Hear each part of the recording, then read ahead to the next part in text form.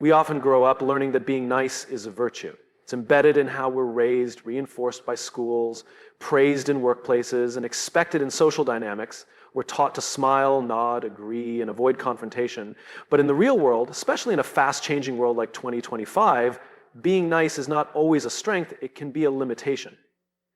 That's because being nice is frequently misunderstood. It gets confused with being kind, when in fact the two are fundamentally different.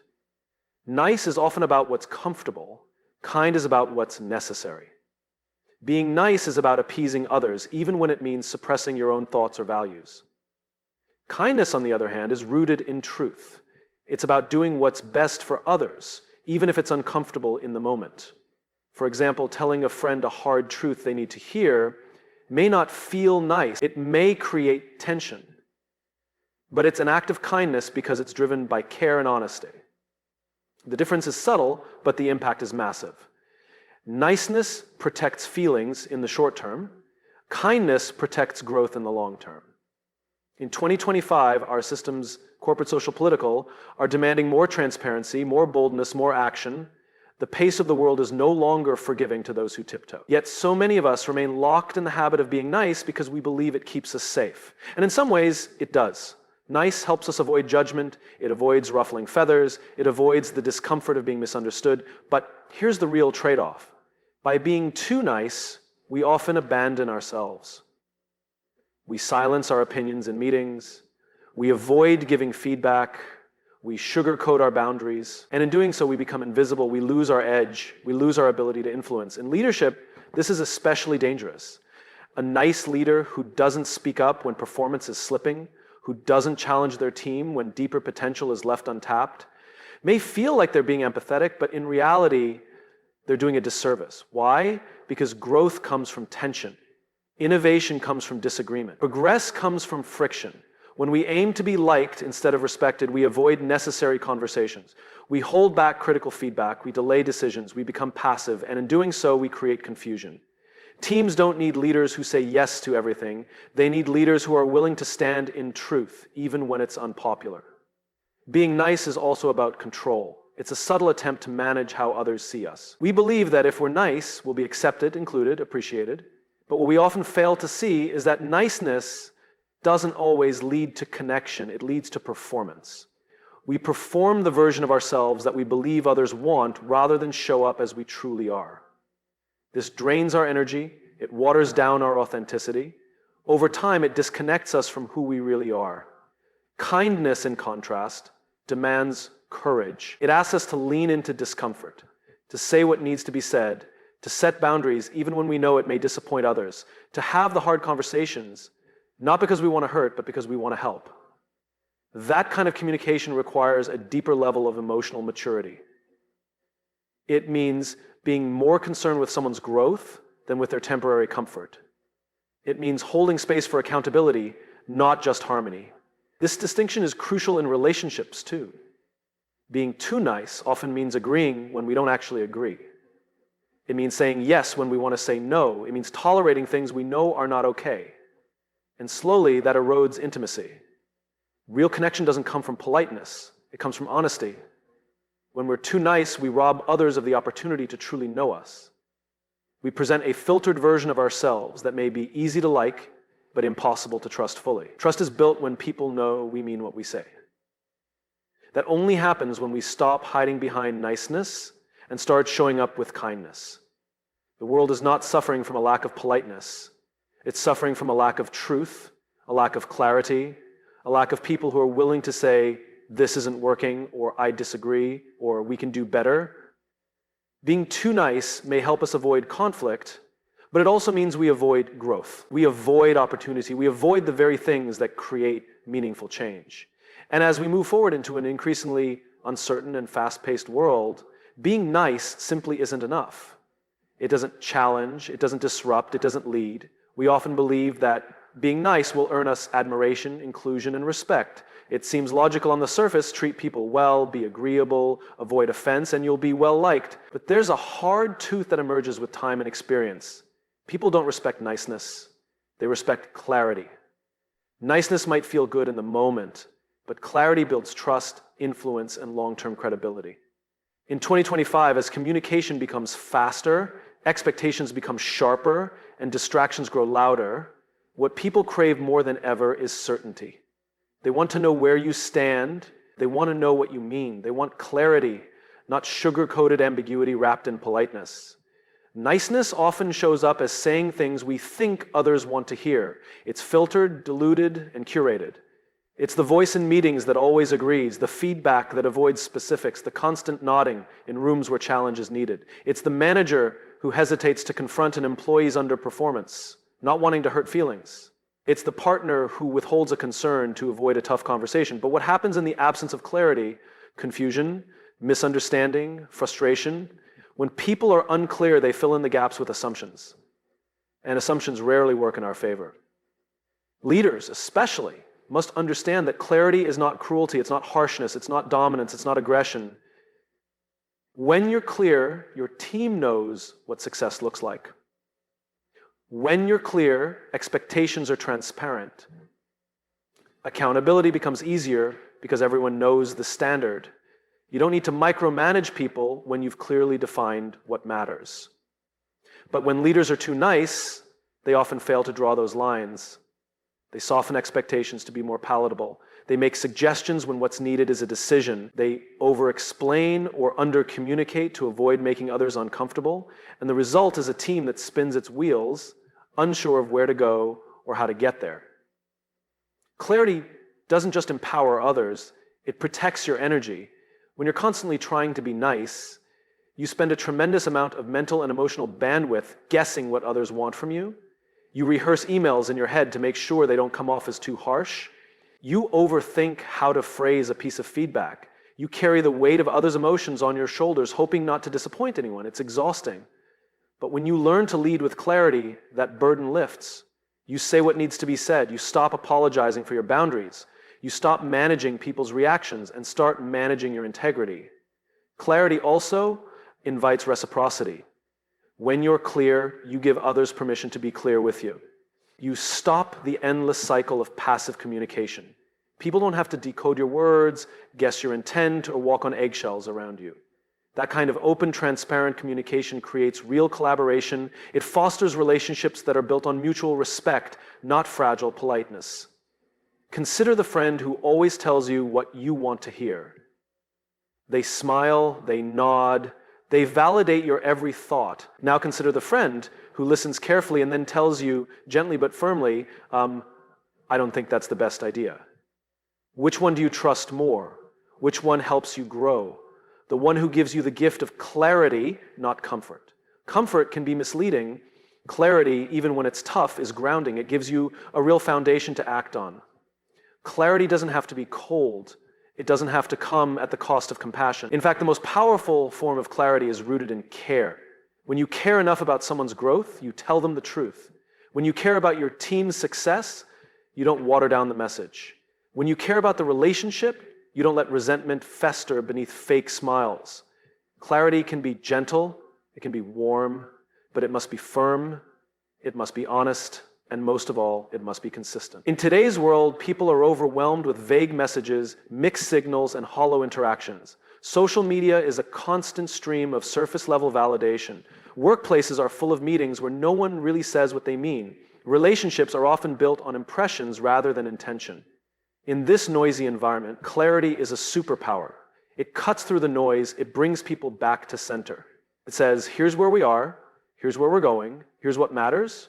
When you stop focusing on being nice and start focusing on being clear, something shifts. You begin to communicate with purpose. You stop needing to be liked and start being understood. You stop avoiding difficult conversations and start initiating them. You stop hiding your opinions and start owning your values. That shift is subtle on the surface, but transformative underneath. It changes how people experience you. It changes how people follow you. And more importantly, it changes how you experience yourself. Niceness is often worn like a shield, polished to reflect the image we believe the world wants to see. It's the well-timed smile, the softened voice, the withheld opinion, the nod of agreement when disagreement simmers just beneath the surface. On the outside, it looks like grace, charm, and likability. But when we look a little closer, beneath the smooth exterior, we find that niceness is often rooted in fear. Fear of conflict, fear of rejection, fear of being misunderstood, fear of being seen as too much, too aggressive, too blunt. It's a self-protective mechanism, not a genuine expression of who we are or what we believe. And in 2025, when authenticity is currency and the world moves too fast for filters, that fear-based communication is slowly becoming obsolete. When people say they're just trying to be nice, what they often mean is, I'm afraid of what will happen if I'm honest. That fear might not be dramatic or loud, it could be subtle and quiet. Maybe it shows up in meetings where you bite your tongue even when you know something's off. Maybe it shows up in friendships where you constantly accommodate others while neglecting your own needs. Maybe it shows up in leadership when you avoid making a tough call because you don't want to upset the team. These choices can appear small, even inconsequential, but over time they become patterns. Patterns that lead to resentment, burnout, disconnection, and regret. The danger of this kind of niceness is that it becomes a mask. It hides our real thoughts, our convictions, and our instincts. It disconnects us from our own truth. We tell ourselves we're doing it to keep the peace, or be professional, or avoid drama. But peace without honesty is not peace, it's avoidance. Professionalism without authenticity is not leadership, it's performance. And the longer we stay in that pattern, the more we condition ourselves to believe that our value lies in how palatable we can make ourselves to others. That's a dangerous narrative. It teaches us to shrink in order to fit into spaces that were never meant to hold our full selves in the first place. Fear-driven niceness is especially harmful when it masquerades as empathy. We tell ourselves that we're sparing others' feelings, that we're being considerate, that we're choosing kindness. But kindness without honesty is not kindness, it's patronizing. It's rooted in the assumption that the other person can't handle the truth. True empathy is not about protecting people from discomfort, it's about walking through discomfort with them. It's saying, this is going to be hard, but I believe in your strength to handle it, and I care enough to say it. That's real connection, that's real courage, and that's what builds trust. We often underestimate how deeply fear shapes our communication. It doesn't just stop us from speaking up, it rewrites our words when we do. We soften the message, we tiptoe, we package our feedback in so many layers of fluff that it loses all its usefulness. Or we delay the conversation so long that the moment passes entirely. This isn't just a personal struggle, it's a cultural one. Workplaces are filled with people who know what's broken, but don't say anything. Families are built on years of unspoken truths. Relationships end not because of one major issue, but because of hundreds of quiet concessions made in the name of being nice. Nice people often feel the weight of everyone else's needs while ignoring their own. Because underneath that desire to be nice is the belief that value comes from being needed, that if we're helpful enough, accommodating enough, agreeable enough, people will keep us around. But this kind of niceness isn't generosity, it's self-erasure. It turns us into shapeshifters, constantly adjusting to what we think others expect until we no longer recognize our own voice. And ironically, in trying to be liked, we often lose the very parts of ourselves that make us worth knowing. Courage, on the other hand, looks different. Courage speaks, even when the voice shakes. Courage shares the idea, even when it's not fully formed. Courage says no, even when it would be easier to say yes. Courage chooses the discomfort of truth over the comfort of silence. It doesn't mean being rude. It doesn't mean being confrontational for the sake of conflict. It means being honest, grounded, and principled in how we show up consistently. In 2025, people are exhausted by the surface-level interactions. The world is too complex, too interconnected, and too exposed to waste time on conversations that dance around the point. There's a hunger for realness, for people who say what they mean, for people who are willing to lead not by appeasing, but by aligning. And that starts with a different kind of communication, not rooted in fear, but in conviction. Not designed to please, but to serve. Not aimed at comfort, but at growth. Because the truth is, fear-based niceness might get you temporary approval, but clarity and courage are what earn you lasting respect. Being too nice can feel like a virtue. It feels good to be seen as agreeable, helpful, accommodating. There's a certain comfort in being the one who always says yes, who smooths over rough edges, who keeps things running without disruption. But in 2025, that comfort is beginning to look like a liability. The world has changed. The pace of innovation, the demand for sharper leadership, and the complexity of challenges we now face require people to be clear, decisive, and strong. Too much niceness, instead of making us more effective, begins to hold us back. It slows decision-making, dilutes leadership, and blurs the very lines that define healthy relationships. The truth is, you can be too nice to win. Nice people often hesitate. They hesitate to speak up in meetings, worried they'll seem difficult or critical. They hesitate to advocate for their ideas, afraid of stepping on someone else's toes. They hesitate to set boundaries, fearing it might offend someone. And in all that hesitation, they fall behind. Not because they're not talented, not because they lack intelligence, but because they're playing not to lose instead of playing to win. Playing not to lose means you're focused on safety, on damage control, on avoiding conflict.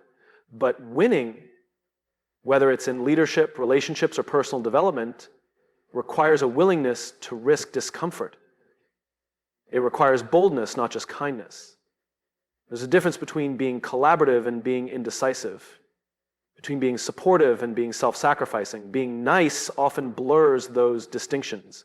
It makes people think they're being a team player, when in reality they're shrinking themselves to avoid tension. They say yes to tasks they shouldn't take on. They take responsibility for other people's emotions.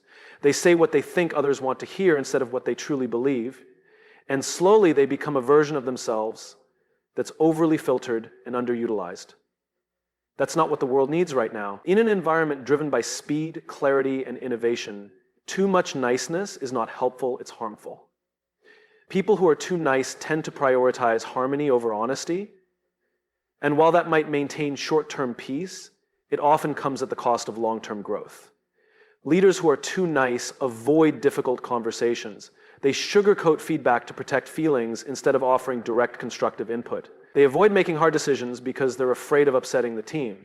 But strong leadership isn't about keeping everyone happy. It's about guiding people toward a common goal, even when that path is uncomfortable. When leaders are too nice, they become unclear. And unclear leadership breeds confusion, resentment, and wasted energy. This also applies in personal relationships. Being too nice can mean you become the person who always accommodates, who never complains, who never challenges. At first, it might feel like you're being thoughtful or generous, but over time, it can lead to one-sided dynamics where your needs are constantly deprioritized. That kind of niceness isn't sustainable. It creates imbalance, it builds quiet frustration, and eventually, it erodes connection. Real relationships, just like strong teams, require honest dialogue, they require boundaries, they require the ability to say, this doesn't work for me, or I need something different, or I disagree. Without that, there's no real intimacy, only performance. There's also a career cost to being too nice. In fast-paced industries and competitive environments, people are evaluated not just on how easy they are to work with, but on how much they contribute, how clearly they communicate, how effectively they challenge the status quo. The people who rise are often not the ones who smile the most, but the ones who speak the truth, own their space, and are willing to push. Niceness can keep you stuck in support roles when you have the potential to lead. It can make you the person who does all the extra work but never asks for credit. It can make you the one who trains others, fixes mistakes, fills the gaps, but never gets the recognition, the promotion, or the authority to make real change. Part of the problem is that niceness is so often mistaken for value. People believe if they're pleasant enough, agreeable enough, generous enough, their worth will be recognized. But value in 2025 is measured differently. It's measured in impact, in clarity, in leadership. That doesn't mean we abandon kindness, it means we redefine it. True kindness includes honesty, it includes boundaries, it includes being able to disappoint someone in the short term in order to do what's right in the long term. It's not about being mean, it's about being real. Because when you're real, you can be trusted. You can be followed, you can be respected. Being too nice doesn't mean you're weak. It means you haven't yet claimed your voice. It means you're still operating from a place of caution instead of conviction. And in a world that rewards ownership, clarity, and decisiveness, that caution can cost you everything from influence to peace of mind. The very habits we were taught as children to always be polite, never interrupt, don't rock the boat, are the same habits that can silently cap our potential as adults. They train us to focus on being liked, not on being effective. But the people who change things, who build things, who lead things, are not the ones who try to be everything to everyone. They are the ones who know when to say no, when to speak up, and when to stop performing and start showing up fully. There's a deep misunderstanding that still persists in many circles that being liked is the same as being respected. It's not. Being liked is about how comfortable people feel around you. It's about how agreeable, pleasant, or accommodating you are. Being respected, on the other hand, is about how people view your principles, your strength, your consistency, your boundaries, and your contributions. You can be liked and not respected. You can be respected and not necessarily liked. And in 2025, when authenticity is more valuable than charm, it's respect that ultimately carries more weight. Because being liked is often fleeting, but being respected lasts. People who are overly nice often invest heavily in likability. They avoid conflict. They adjust their personality to suit the room. They choose safe, agreeable responses. They manage other people's emotions more than their own truths. This pursuit of being liked becomes a silent strategy for survival. If I'm likable, people will keep me close. They'll support me. They'll protect me. But it's a fragile kind of influence. It's influence that depends on staying agreeable. The moment you say something controversial or assert a firm boundary, that likability can be threatened. And when you've built your sense of safety or success on being liked, that threat can feel overwhelming. Respect is different. Respect comes from clarity, from consistency, from people seeing you stand for something, even when it's unpopular. Respect isn't earned by being easy to get along with. It's earned by being someone people can count on to speak the truth, to show up with integrity, and to lead with courage. The respected person is not the one who gets the most praise in casual conversations. It's the one people turn to when things get serious, when a hard call needs to be made, when someone has to say what no one else will. Being respected means people might not always like what you say, but they trust why you're saying it. The reason many people settle for being liked is because it feels safer. Likability is often rewarded in the short term. People respond well to those who validate them. It opens doors, it wins invitations, it earns applause. But those rewards can be shallow. People might enjoy your presence, but they don't rely on your judgment. They might compliment you, but they don't consult you when it matters. Being liked can fill the room with warmth, but it doesn't necessarily position you as a leader or a force for change. And in a world that desperately needs leaders who can cut through noise and offer something real, being liked isn't enough. Nice people often avoid saying no because they fear disappointing others. They hesitate to challenge someone's idea because they don't want to seem harsh. They hold back from making bold moves because they're afraid of being judged. But this creates a pattern where they're constantly choosing comfort over clarity, not just for others, but for themselves. And over time, that self-censorship chips away at their identity. They become someone who is liked for the version of themselves they present, not the version of themselves they actually are. And here's the real danger. If people only like you for your agreeability, they don't really know you. And if they don't know you, they can't truly respect you. Respect also brings with it a kind of freedom. When you're respected, you don't have to perform. You don't have to constantly assess the temperature of the room before speaking.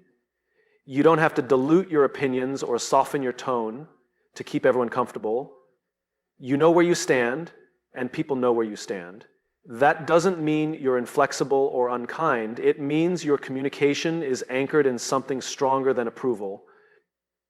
You're guided by your principles, and that steadiness creates safety for others too, because people crave leaders and peers who are clear, who are solid, who don't shift based on whoever is watching. There's also a psychological cost to chasing likability. When you constantly prioritize being liked, you live in a state of low-level anxiety. You monitor your behavior, your tone, your expressions. You overanalyze interactions. You carry the emotional weight of how others might perceive you. It's exhausting, and worse, it's unnecessary. Because even the most careful, pleasant, nice person in the world will still encounter criticism, rejection, or misunderstanding. Likability is never fully in your control. Respect, however, begins with you. It's a byproduct of how you live, how you communicate, and what you stand for, even when it's inconvenient. What makes this shift even more urgent now is that the world is moving faster. Teams are leaner, attention spans are shorter, expectations are higher. People don't have time to decipher vague signals or navigate unclear boundaries. They want leaders, collaborators, and peers who are direct, grounded, and reliable. That means your ability to command respect through clarity, decisiveness, and courage is no longer optional. It's essential. It's how you stand out in the noise. It's how you gain trust. It's how you build influence that lasts longer than a moment of praise or a passing compliment. So many people fear being too much, too honest, too intense, too direct. And in response, they overcorrect by being just nice enough. But nice enough doesn't change minds. It doesn't build movements. It doesn't inspire loyalty. Being respected might come with some friction, but it also comes with deep, enduring credibility. And when you choose that path, when you choose to be respected even at the cost of universal likability, you unlock something powerful. You unlock your voice, your value, your leadership. Not everyone may like you, but the right people will hear you, follow you, and believe in you. And that matters far more